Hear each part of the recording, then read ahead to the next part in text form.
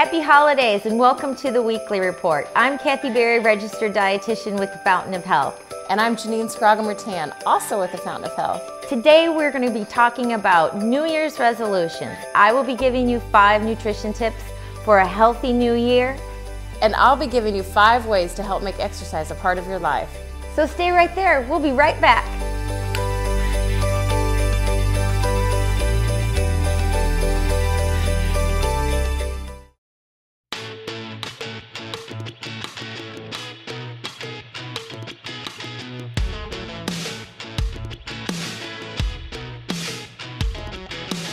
My name is Savannah. I am a co-owner of Urban Provisions. We are a general store for the modern tastemaker located in Kansas City's East Bottoms. Our kind of tagline is modern Americana for you in your home. One of our favorite makers to work with and collaborate with is Kansas City Canning Co. They are making shrubs and pickled items and jams and all kinds of delicious things. Another great maker that we have is Axel from Axel Co.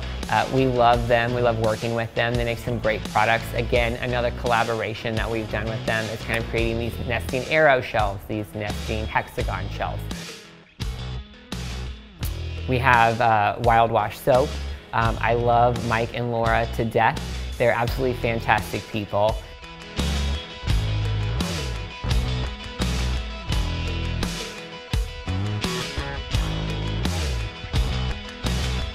My name is Crystal Leitner and I co-own Buffalo, Maine with my husband. We are at 7th and Grand in downtown Kansas City. We are a barbershop. We're all about maintaining local businesses.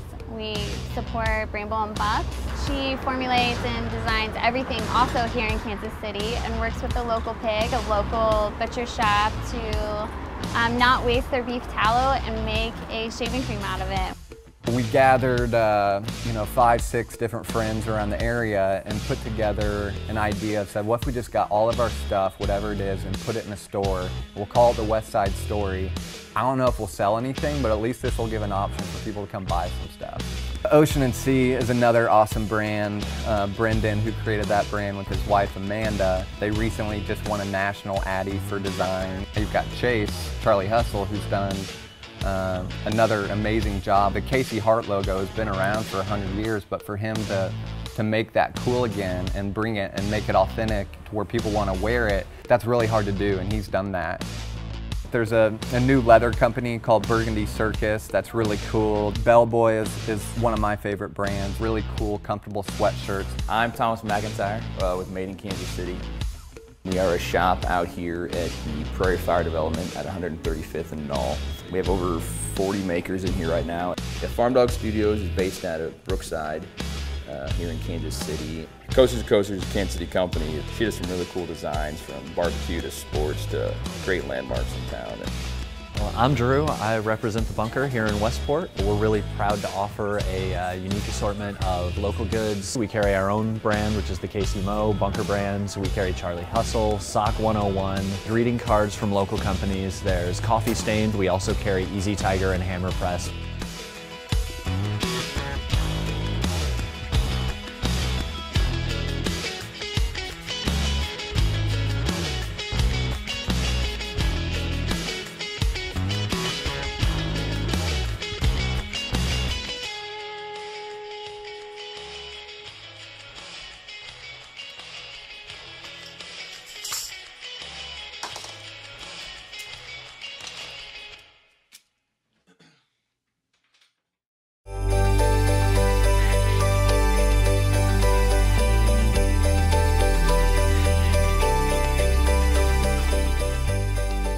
Welcome back. I'm Kathy Berry, registered dietitian with the Fountain of Health. Today we're talking about New Year's resolutions. Lots of times when people make New Year's resolutions, they revamp everything and then life happens, and by the time February 1 comes along, the New Year's resolutions have just fizzled away. So I want to give you 5 easy tips that you can incorporate into your life that will improve the overall health your overall health and also help you lose some pounds. So these are things that you need to add into your life rather than take away from your life. So it's all about thinking about what is good for me, what do I need, not what do I need to avoid. The first thing is omega-3. Omega-3 is one of the best things in our diet for us in terms of what it does for our whole body.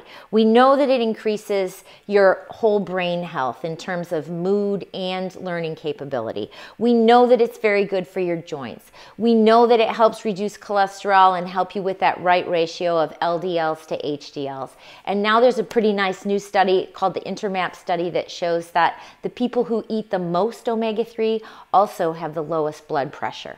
So very, very good for all kinds of things that are going on in your body. So the places that you get omega-3, of course, are the fatty fish like salmon and sardines. If you're not a fish eater, another really good place to get omega-3 is flax and walnuts. So 2 servings of fish a week at least, lots of walnuts, lots of flax, very good things to incorporate in your diet to get lots of omega-3.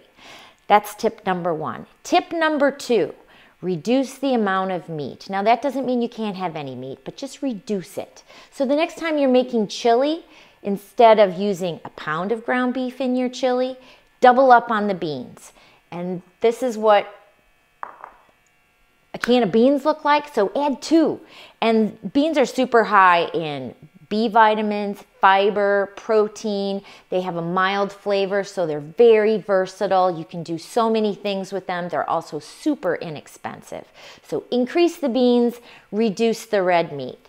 The third tip for you is all about vegetables. Turns out we get full by volume. We do not get full by calories. So when you're fixing your plate, think volume in terms of low-calorie foods like vegetables, which just happen to be very super high in fiber and nutrition in terms of vitamins and minerals. So fill up half of your plate with broccoli or carrots or cauliflower or green beans, whatever vegetables that you like. If you're not a big vegetable eater, roast them. When you roast vegetables, it kind of brings out the natural flavor. You can doll them up with a little balsamic, a little lemon, a little Parmesan cheese, makes them delicious. So that's tip number 3. Tip number 4 is sugar. The average American has 22 teaspoons of sugar a day. That's a lot of added sugar. That's what 22 teaspoons of added sugar looks like. So we want to reduce the amount of added sugar that we have in our diet. And the way that you get added sugar is things like soda and cookies and snacks and pastries and donuts and cakes. So we want to reduce that and then use fruit for your sweet. Fruit is naturally sweet. It does have fructose in it, but it's not added sugar. It also has lots of fiber and lots of nutrition and vitamins. So use fruit for your sweets and try to avoid added sugar. The 5th tip is water. Kansas City, as you know, has great water. Sometimes we think we're hungry, but we're really a little dehydrated. So the next time you think you might need a little something to nosh on, have a big glass of Kansas City's finest water and see what that does for your appetite. So those are your 5 nutrition tips. Let's see what Janine's up to.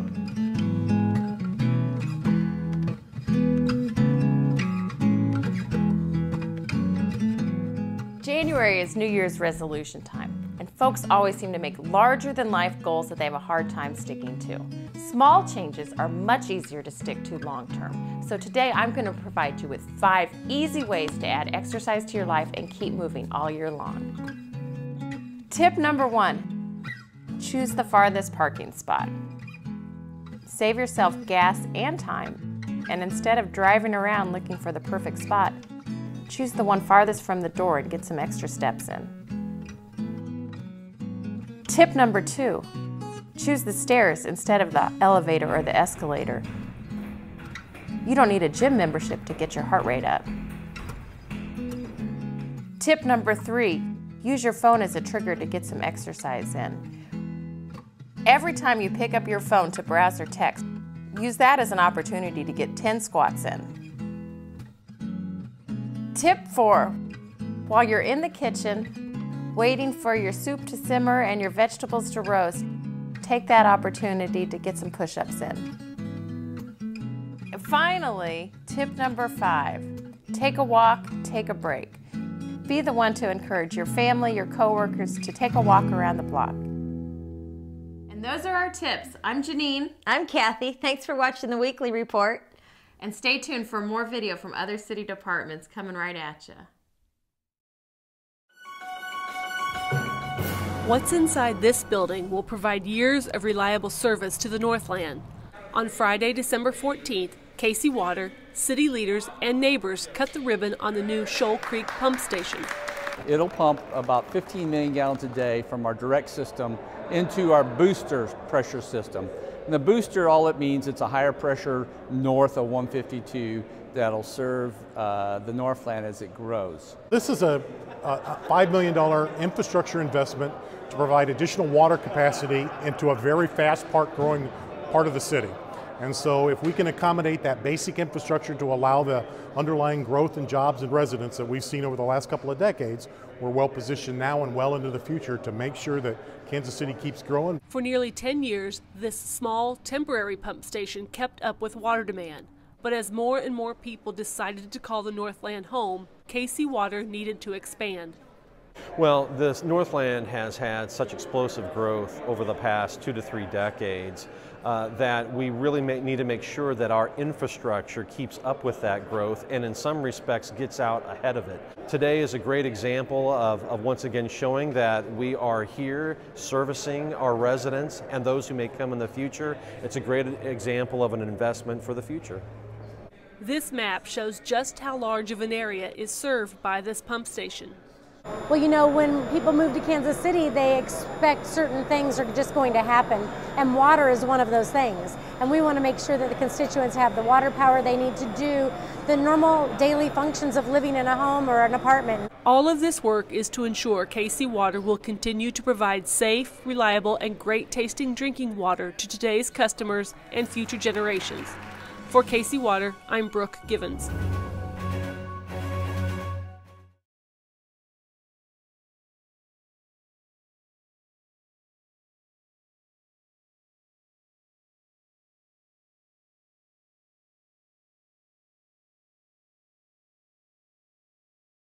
Oh my goodness. Well, hello, Mark. I think you're seeing this for the first time, although I can't believe anybody has kept this from you. Surprising you is nothing none of us has ever been able to do.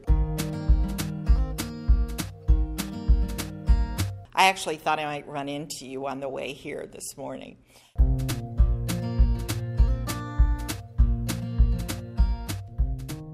What can I say about Mark McHenry?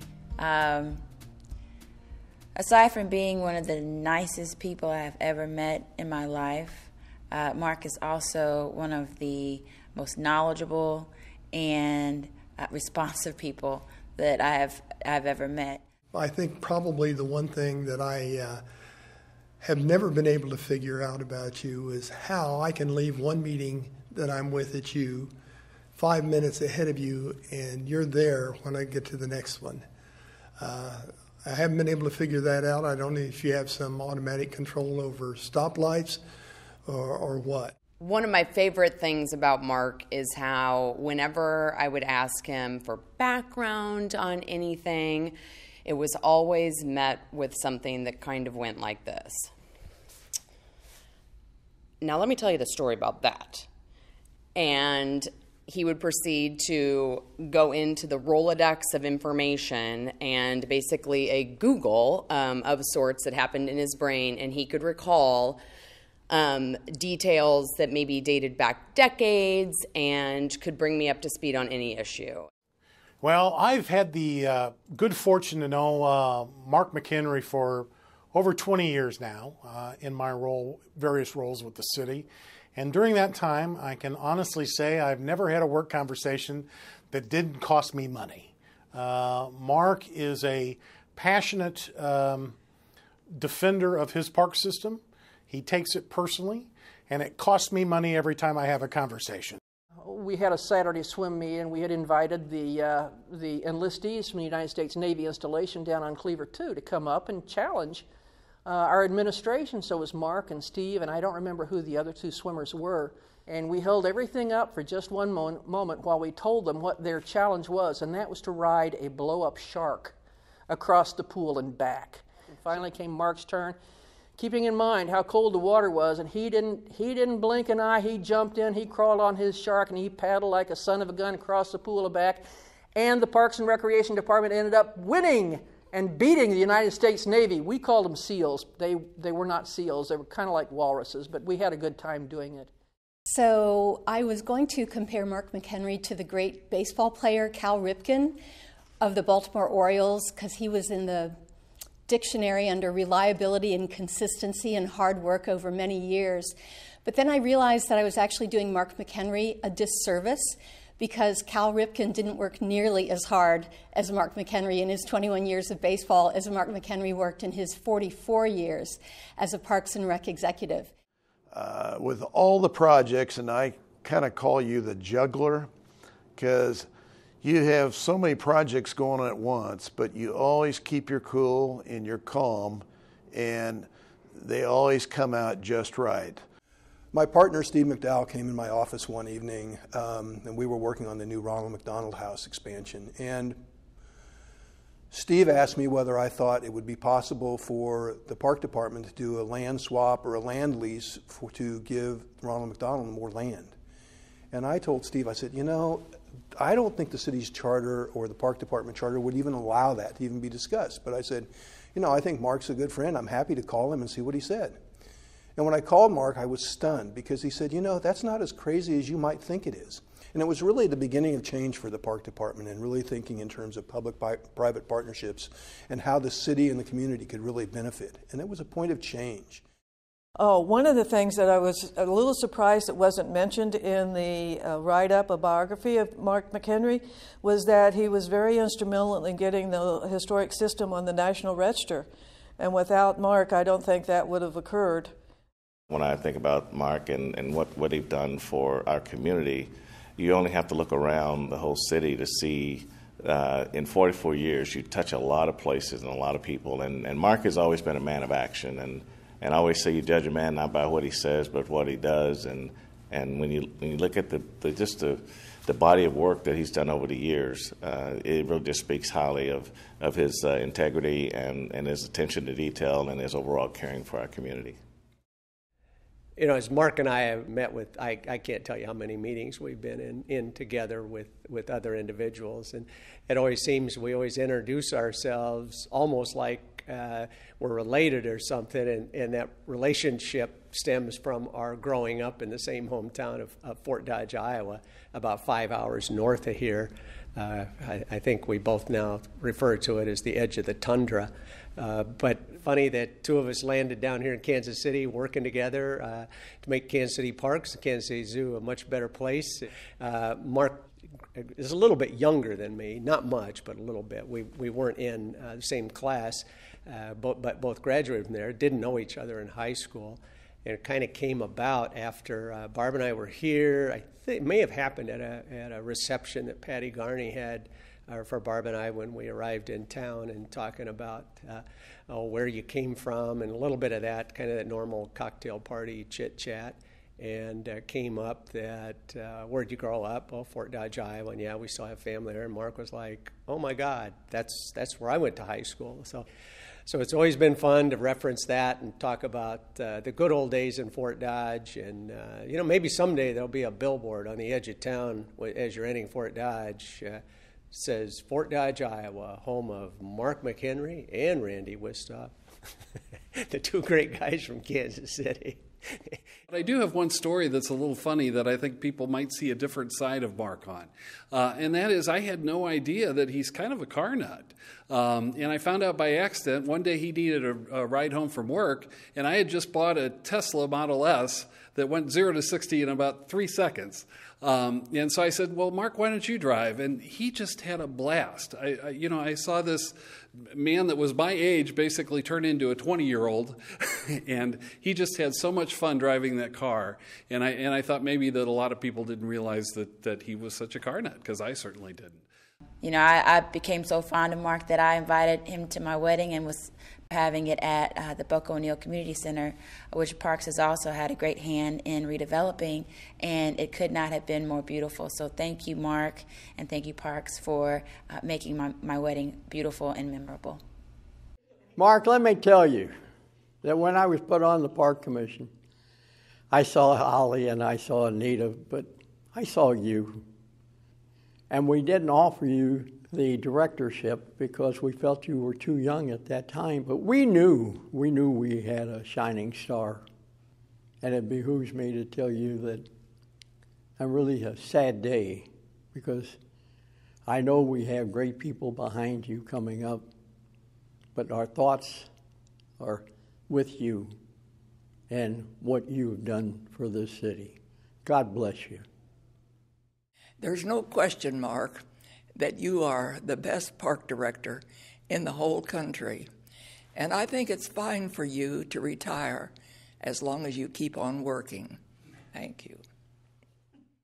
One of the things that I learned about Mark early on when I became a commissioner and was privileged to attend some state and national parks conferences, Mark was known and was sought out by virtually everyone there. And I learned very quickly they at least had two agendas. One was to see if they could get a job working for him in Kansas City. The park department was so well thought of and so esteemed. And the other one I learned was how many people would have loved to have attracted and recruited Mark McHenry away from Kansas City so they could benefit from his tremendous leadership and his knowledge. I would say to Mark, thank you for staying in Kansas City. Thank you for leading us and providing the vision for so many years, because I know you had lots of other choices of places to go. Mark, as Mike and I returned from our son's wedding in Oregon, we reflected upon our over 40-year relationship with you. It is the most difficult task to summarize our past history with you. So, in light of your fondness for poetry and in deference to your McHenry-like style, we jointly composed this ditty for you. Now, most of you may not know that he is a prolific poet. I didn't say professional, I said prolific poet.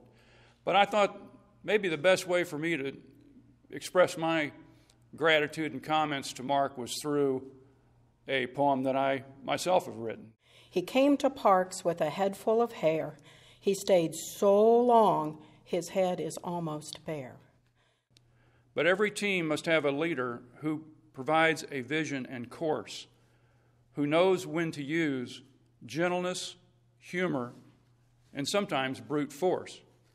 And you've brought so many people into the fold and educated them and given them the same infectious attitude and brought them in with the same spirit of cooperation and gotten them turned on to Parks and Recreation. You are the epitome of a Parks and Recreation professional and someone who made a tremendous impact and difference. Thanks for helping me along the way, and I hope you get to enjoy the sunset years of your life. So to you, we now say, with gratitude and praise, we would have stayed longer had you given us a raise. Consider what you've done, provided leisure opportunities for us all, beautiful places and spaces we can visit spring, summer, winter, and fall. I'm so deeply appreciative of your willingness to spend yourself for the mission that we care passionately about, which ultimately is about providing the sort of civic space and community engagement that great cities need. Mark, I really look forward to hearing all about your retirement, and I hope we stay in touch. And congratulations on your 44-year career with Kansas City, Missouri, overseeing over 12,000 acres of parkland. And by the way, thank you so much for all you have done for dog parks in Kansas City. We needed them, and Liberty loved them, and we love them too. Thanks. The work, I believe, that was started by George Kessler over a century ago, you have continued to make a long-lasting impact on quality of life, on a great place to live here in Kansas City. It's been amazing. So on behalf of all of my friends and colleagues at Jackson County Parks Plus Rec, Mark, congratulations. We will miss you. Mark, on behalf of the Missouri Park and Recreation Association, all of our staff, all of our members, past, present, and future, thank you for all that you have done for us throughout the years. You've accomplished so much within the framework of your life, none of which could have been without a supportive family and wonderful wife. Mark, congratulations, and best wishes to you and Debbie on your new adventures. Mark, congratulations on your 1,000 years of service to the city of Kansas City. Happy for you, happy for your family. Enjoy that retirement, and know that you've left this city much, much better than you found it. Mark, want to wish you well in your retirement. Hopefully you're able to bike a little bit more and take a little bit more time for yourself. And just want to say we're going to miss you a lot. Okay, Mark, so it's not congratulations, it's not goodbye, it's bicycle. See you on the bike path. I appreciate your wisdom, the size of the projects that you're not afraid to tackle. And I'm glad that you've included me in some of your planning for the future. But right now, hang in there, stay on my board, don't go anywhere, and I'll make sure that you get a plaque someplace. So the one thing I hear often is, man, you've got some big shoes to fill. I looked around the office, I found them. It's going to take all of us to fill Mark McHenry's shoes.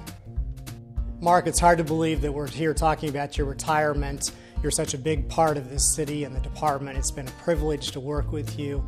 Good luck with everything that comes next. Thank you for all you've done. You know about Mark, I'm so pleased that you're retiring, Mark, because finally you can afford a pair of pants. This community is thrilled that we will not have to see you in shorts and a tuxedo ever again. Congratulations on your retirement, and we'll see you soon, my friend. So, Mark, we wish you and your family many wonder-filled adventures. Enjoy. In closing, I would say, I will see you, my friend, on the golf courses and trails, and perhaps if not there, in my basement drinking Irish red ale. Kind of congratulations or shout out or well wishes or whatever, and you're talking now directly to Mark. Sure. Or looking at the camera. Oh gosh, I didn't think I would get choked up, but thank you, Mark. Thank you on behalf of all of Kansas City, from east to west and north to south. This whole city is better because of you and your dedication and the hours and the hard work that you have given over the course of your time with Parks and Recreation. We love you, and we're going to miss you.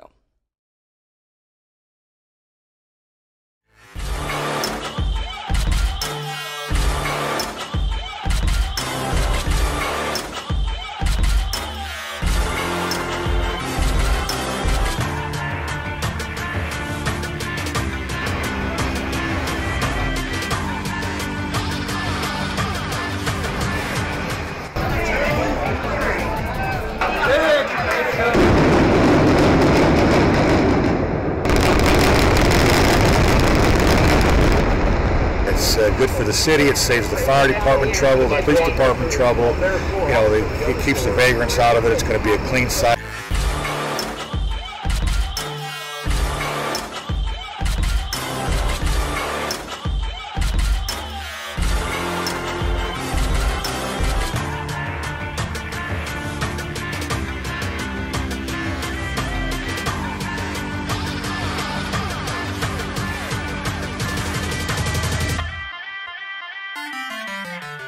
There are now 2 electric dockless scooter companies operating in Kansas City.